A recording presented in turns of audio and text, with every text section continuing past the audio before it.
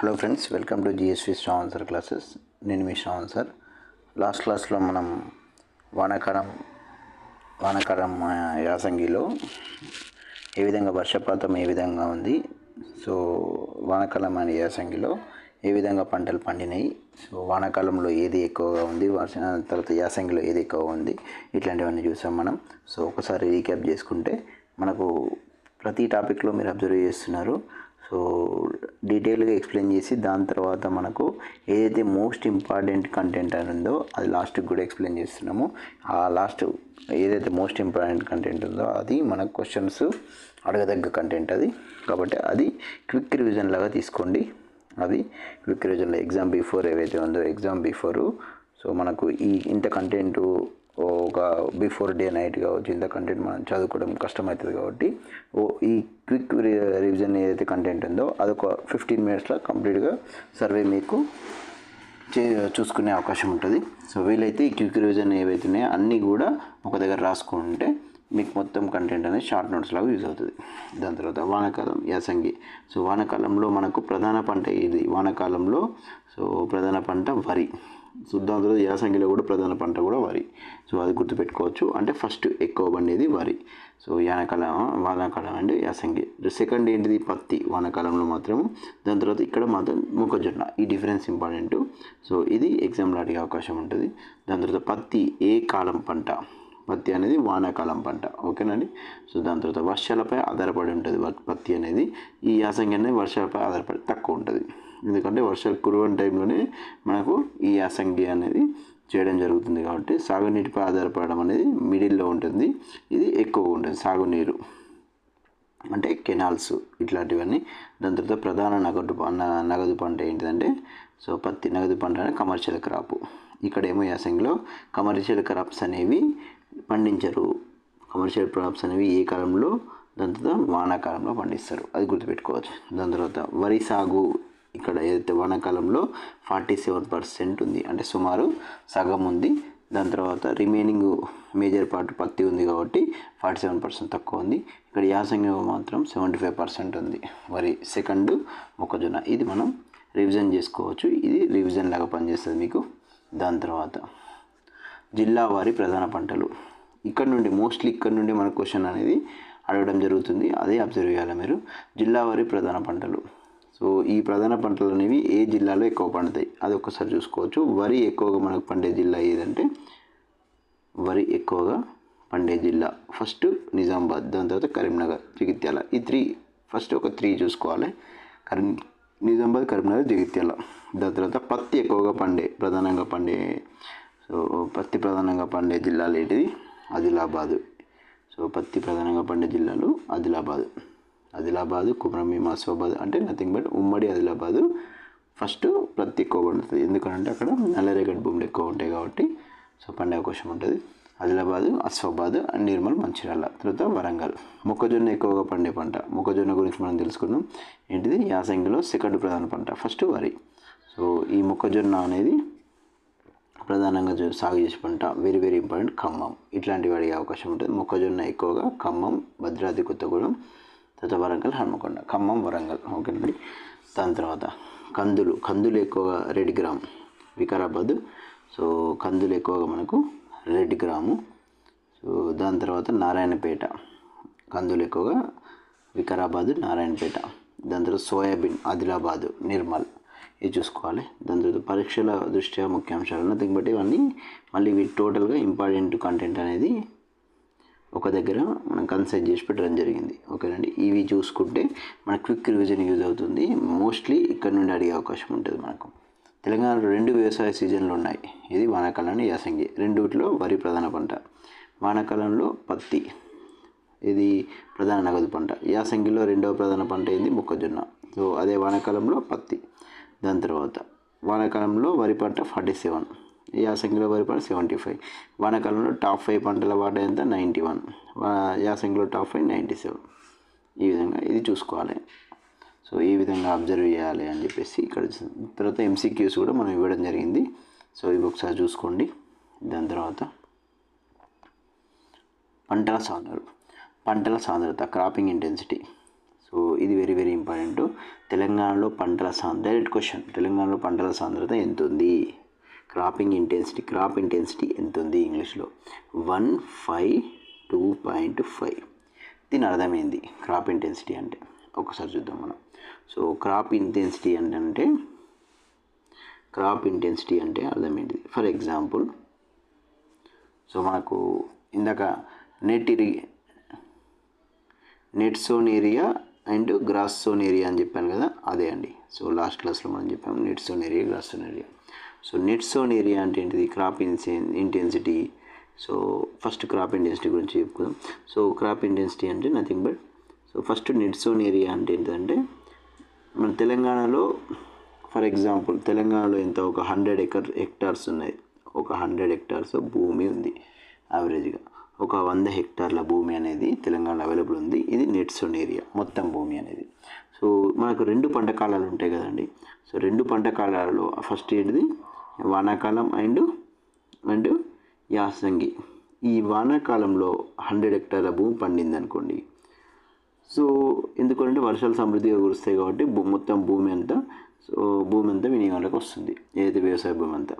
యాసంగిలో మొత్తం 100 హెక్టార్లు పండించలేరు. ఎందుకంటే కొన్ని చోట్ల వాటర్ ఫెసిలిటీ ఉండదు కాబట్టి, వాటర్ ఫెసిలిటీ లేని చోట అట్లనే బీడుగా వదిలేస్తారు ఆ సంవత్సరం, మళ్ళీ వర్షాకాలంగా పండిస్తారు. సో కాబట్టి అలా ఫర్ ఎగ్జాంపుల్ ఒక 50 హెక్టార్లు మాత్రమే పండించారు నెక్స్ట్ అనుకోండి.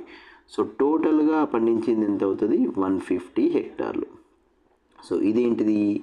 సో ఈ 150 హెక్టార్స్ ఏంటి? జనరల్గా గ్రాస్ సోన్ ఏరియా అని అంటారు. సో 150 హెక్టార్, ఈ ప్రతి 100 హెక్టార్లకు పండించే టోటల్ భూమిని ఏమంటారు? క్రాపింగ్ ఇంటెన్సిటీ అంటారు. ప్రతి 100 హెక్టార్ల సాగు భూమికి సో ఎంత పండిస్తారు అంటే, ఉన్న భూమి మాత్రం 100 హెక్టార్లు, ప్రతి 100 హెక్టార్లకు ఎక్స్ట్రా ఎంత పండిస్తారు అంటే నెక్స్ట్ కాలంలో యాసంగిలో 50 ఎక్స్ట్రా పండిస్తారు. కాబట్టి ఈ 100 + 50 150 అవుతుంది. ఇది ఎంత ఎక్కువ పెరుగుతుంటే నథింగ్ బట్, సో ఇది ఎంత ఎక్కువ పెరుగుతుంది మ్యాక్సిమం ఎంత ఉంటుంది? 100కి 200 అవుతుంది, అంతే కదండి మ్యాక్సిమం. అంతేగా, అంతకుమించి ఎక్స్ట్రా భూమి అయితే ఉండేది 100కు. సో ఇది ఎంత ఎక్కువగా పెరుగుతుంటే 100 మినిమం 100 ఉంటుంది, మ్యాక్సిమం అనేది 150 ఉంటుంది. సో ఇది ఎంత ఎక్స్ట్రాగా పెరుగుతుంటే అంత క్రాపింగ్, అంత తెలంగాణలో ఉత్పత్తి పెరుగుతుంది, ఉత్పాదకత కూడా పెరుగుతుంది.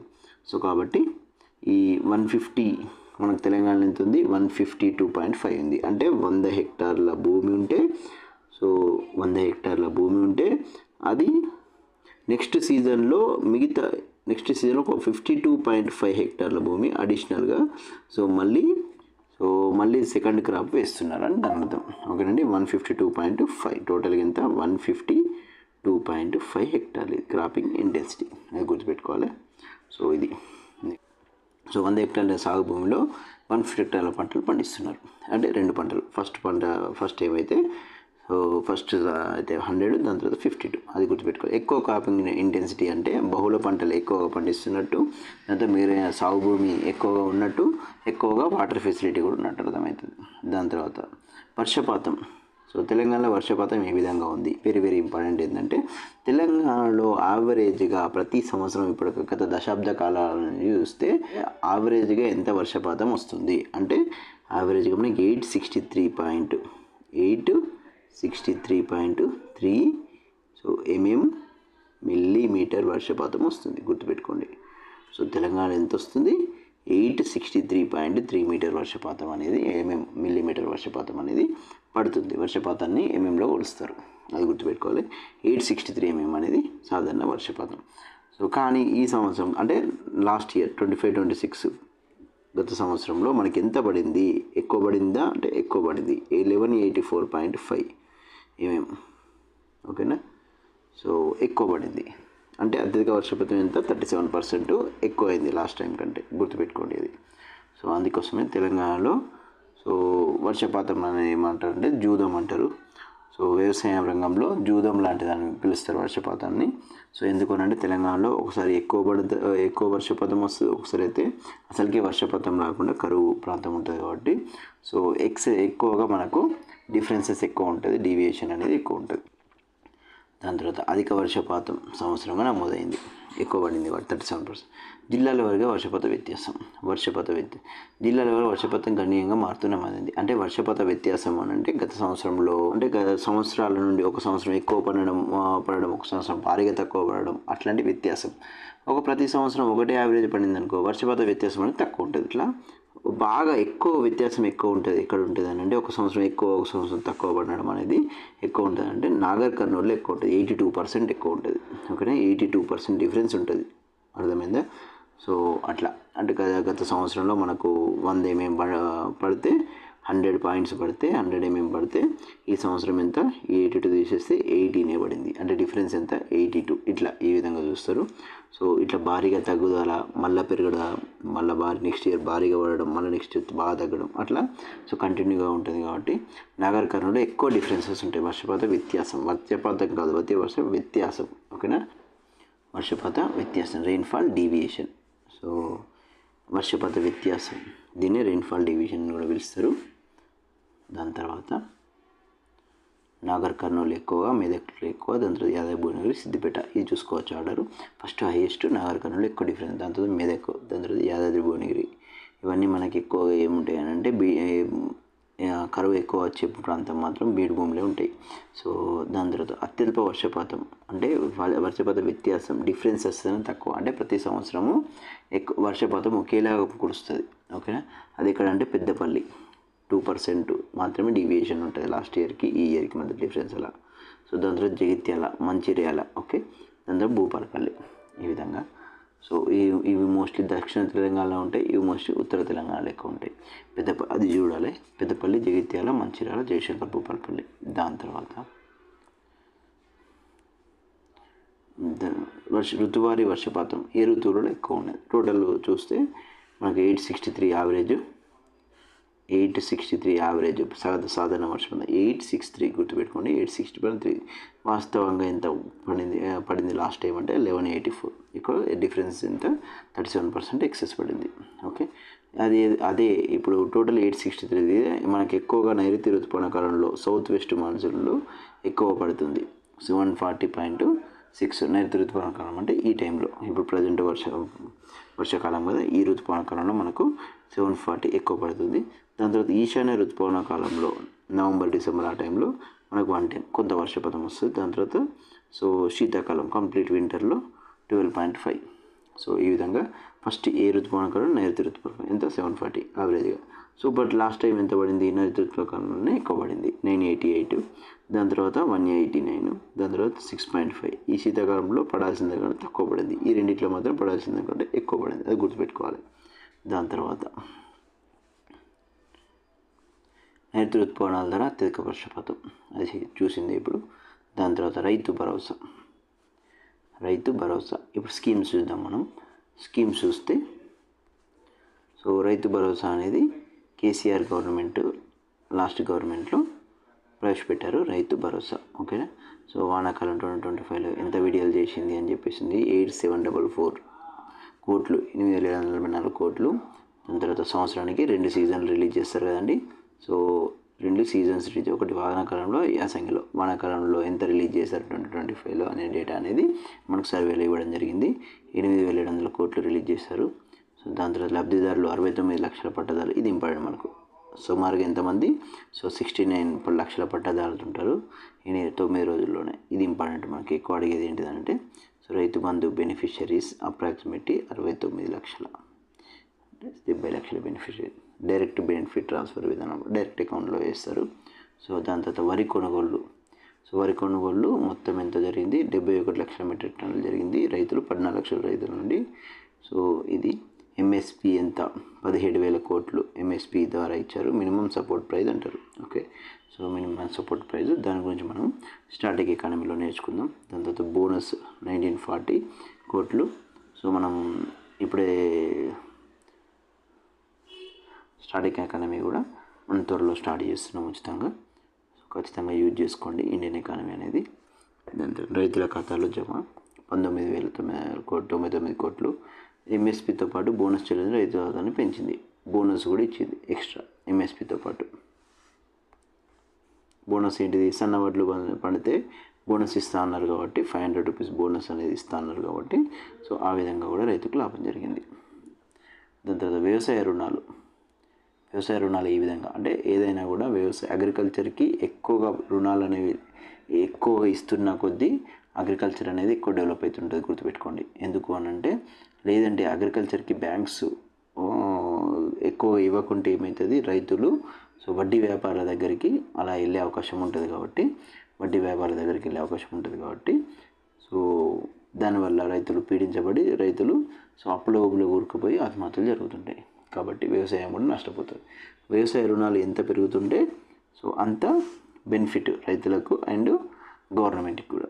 దాని తర్వాత ఏంటిది 2025లో ఎన్ని వేల కోట్లు, 89,000 కోట్లు, అంతకుముందు 90,000 కోట్లు, 73,000 కోట్లు, కొంచెం ఫ్లక్చువేట్ అయింది చూడండి. సో 89 లాస్ట్ టైం 90,000 కోట్లు, ఇప్పుడు 89,000 కోట్లు, కొంచెం తగ్గింది అంతే. సో దానికంటే ముందు మాత్రం పెరిగింది. 72 సాధించిన శాతం ఎంత, 72 సాధించింది. అంటే ఏంటి ఈ టార్గెట్ 89,000 కోట్లు అనుకుంటే 72,000 కోట్లు ఇచ్చారు.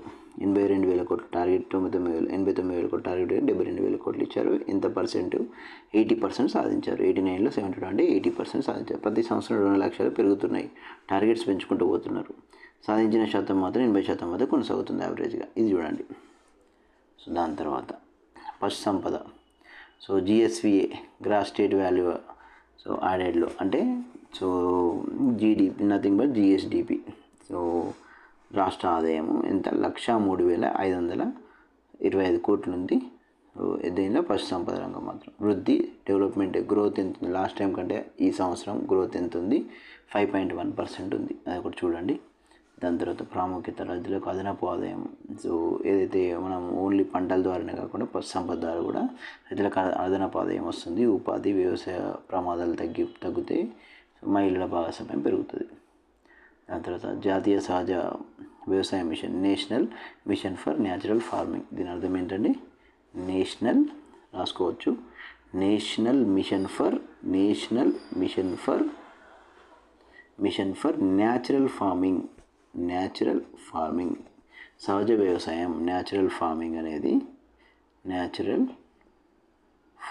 ఎందుకు చేస్తారు అని అంటే ఈ ఫెర్టిలైజింగ్ ఫుడ్స్ అనేవి సో తీసుకోవడం వల్ల హెల్త్ పాడైపోతుంది న్యాచురల్ ఫార్మింగ్ వరకు.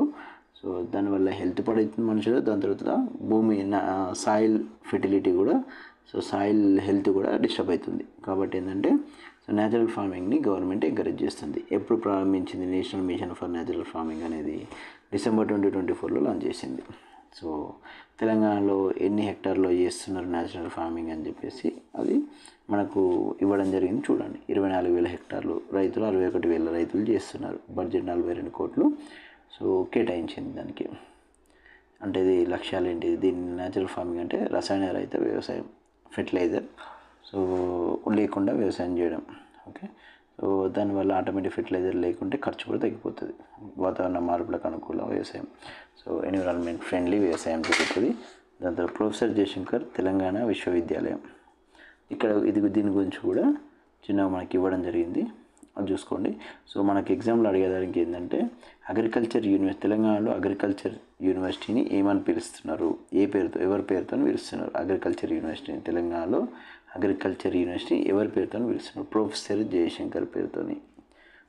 జయశంకర్ తెలంగాణ జాతిపిత అంటారు కదా. సో ఆ ప్రొఫెసర్ జయశంకర్ పేరుతోని మనకు అగ్రికల్చర్ యూనివర్సిటీ అనేది పిలుస్తున్నారు. అంతకుముందు ఎన్జి రంగా అగ్రికల్చర్ యూనివర్సిటీ అనేది సో తెలంగాణ వచ్చిన తర్వాత ఎన్జి రంగా తీసేసి సో ప్రొఫెసర్ జయశంకర్ పేరు పెట్టడం జరిగింది.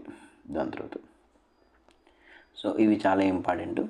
సో అగ్రికల్చర్ యూనివర్సిటీ ఎవరి పేరు, వెటర్నరీ యూనివర్సిటీ ఎవరి పేరు పెట్టారు, సో ఇట్లాంటి కొన్ని హార్టికల్చర్ యూనివర్సిటీ ఎవరి పేరు పెట్టారు, ఇట్లాంటివన్నీ మనకు కొంచెం ఇంపార్టెంట్. సో అది గుర్తుపెట్టుకోవాలి. తెలంగాణ విజన్ 2047లో వ్యవసాయం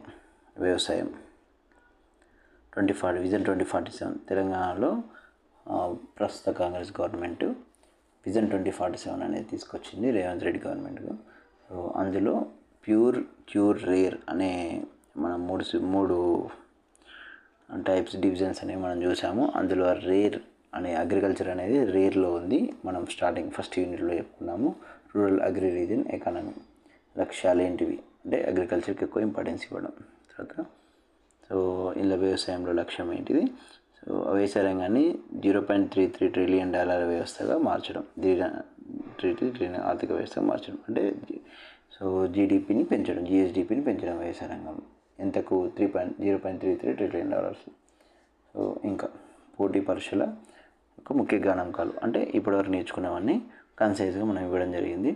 సో ఇవి ఖచ్చితంగా ఫాలో అవ్వాలి.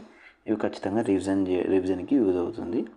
సో ఇప్పుడు చదివినవన్నీ మళ్ళీ ఒకసారి రీక్యాప్ చేసుకుందాం. బడ్జెట్ ఎంత? అగ్రికల్చర్ బడ్జెట్ ఎంత? 26,000 కోట్లు కేటాయించారు. బడ్జెట్లో 10.1%, బడ్జెట్లో 10.1% అగ్రికల్చర్ కేటాయించారు. వ్యవసాయ అగ్రికల్చర్ జిఎస్విఏ ఎంత? ఓకే, అగ్రికల్చర్ జిఎస్విఏ 2,13,000 కోట్లు. అందులో మనకు అగ్రికల్చర్ అంటే అగ్రికల్చర్తో పాటు అంటే వ్యవసాయం పంటలు అంటే క్రాప్స్, వ్యవసాయం అగ్రికల్చర్ నది క్రాప్స్ పండించడంతో పాటు సో యానిమల్ హస్బెండరీ అంటే పశు సంపద, దాని తర్వాత మత్స్య సంపద, ఫిషరీస్, దాని తర్వాత ఫారెస్ట్, ఇవి కూడా ఉంటాయి. కానీ కాబట్టి సో ఎక్కువగా అందులో సబ్ సెక్టర్స్ అంటారు వీటిని, ఉపరంగాలు. అందులో ఎక్కువగా వాటా ఎవరిది అంటే పశు సంపద ఉంటాయి. సో మనకు సర్ప్రైజింగ్ ఏంటంటే పంటల కంటే పశు సంపద మీదనే ఎక్కువ ఆదాయం వస్తుంది. అది గుర్తుపెట్టుకోవాలి మనం. ఆహార ధాన్యాల ఉత్పత్తి రేట్ 236 లక్షల మెట్రిక్ టన్నులు ఉత్పత్తి అయింది. మొత్తం ఆహార ధాన్యాలు 236 గుర్తుపెట్టుకోవాలి, లక్షల మెట్రిక్ టన్స్. ఏ విధంగా గుర్తుపెట్టుకోవాలి? 23 × 6, 2 × 3 ఎంత? 6. సో 236 గుర్తుపెట్టుకోవాలి. వరి 71 లక్షల టన్నులు కొనుగోలు చేయడం జరిగింది. సో ఇది గుర్తుపెట్టాలి. సగటు భూకంపం very important, most expected question ఏంటంటే సో తెలంగాణలో సగటు భూకంపం ఎంత? 2.21 ఎకర్స్ 2.21 ఎకరాలు. ఓకే, అంటే అప్రాక్సిమేట్లీ 1 హెక్టార్ కంటే కూడా తక్కువ ఉంది. ఓకే, సో 1 హెక్టార్ కంటే కూడా తక్కువ ఉంది. సో అంటే మనకు ఉపాంత కమతాలే ఎక్కువ ఉన్నాయి. ఉపాంత అంటారు, 1 హెక్టార్ కంటే తక్కువ ఉంటే ఉపాంత అంటారు. సో అది 1 to 2 ఉంటే చిన్న కమతాలు అని అంటారు. ఉపాంత అంటే ఇంగ్లీష్లో మార్జినల్ హోల్డింగ్స్ అంటారు. దాని తర్వాత స్మాల్ హోల్డింగ్స్, దాని తర్వాత మీడియం అండ్ సెమీ మీడియం, దాని తర్వాత లార్జ్, ఈ విధంగా ఉంటాయి.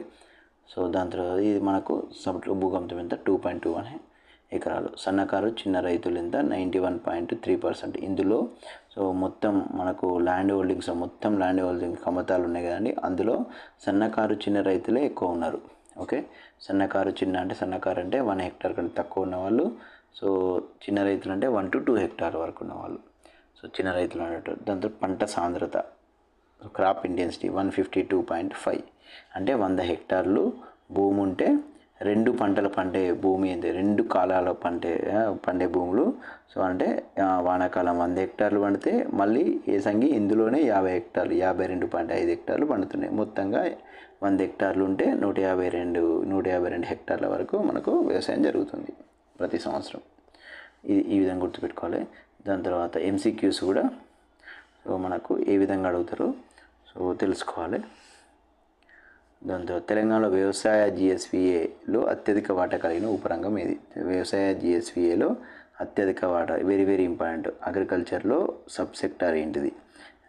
క్రాప్స్ కాదు, గుర్తుపెట్టుకోవాలి. క్రాప్స్ కాదు, పంటలు కాదు. ఏంటిది? పశు సంపద. తెలంగాణ సగటు భూకంపంతో 2.1 ప్రధాన 3 పంటలు.